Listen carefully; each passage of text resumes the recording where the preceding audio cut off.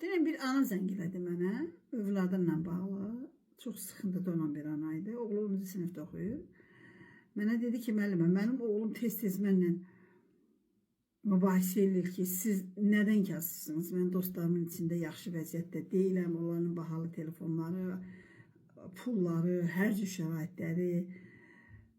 Siz nədən kasırsınız? Deyir, mən ona deyirəm ki, oğlum, mənim gücüm yalnız və yalnız sənin müəllim yanına qoymağa çatır və sən də oxu, başına bir çarə qıl ilə. Mənə deyir ki, müəllimə, oğlum yaxşı vəziyyətdə deyil, dərslərə yaxşı nəticələr göstərmədi və oğlum da bütün bunların günahını bizdə görür.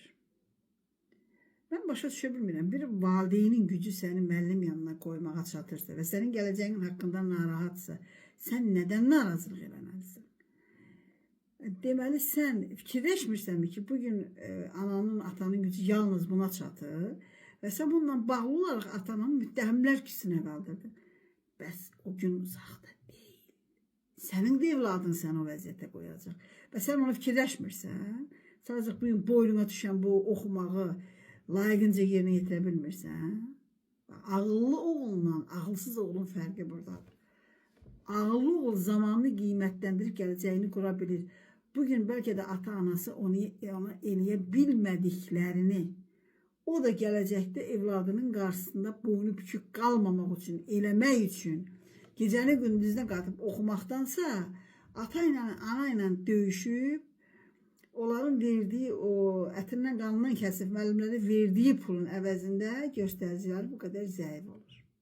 Bəli, əzizlərim. Çarəsiz də ana, mən ona dəstək çıxa bilməzdim. 10-cu sinif uşağına nə dəstək çıxacam? Mənim uşağın xarakterinə bağlı ona heç bir dəyişiklik elə bilmərəm. Çünki ötürübdür. 10-cu sinif uşaqda təsdiqlənmiş mənim var, mən heç ona girə bilmərəm. Amma sadəcə nə də heç ona enerjimi harcamaram. Çünki ona xərclədiyim bu enerjini 10 dənə 6-cı sinifə yerdən qaldıraram. Həm oxumağını, həm də ki xarakterini. Müdürlük akademisinin dərslərini verirəm. Mən də dərslərindən yüksək göstəricilər verirəm digər uşaqlarım ki. Mən 10-cu sinif uşağı götürüb nə eləyəsiyəm? Ötürmüşdü. Ana ötürüb. Onunki 6-cı sinifdir, 7-ci sinifdir. Ondan yuxarı siniflər mümkün deyil. Yaxın düşüləsi deyil. İndi əziz analar, əziz valideynlər, lütfən ehtiyatlı olun.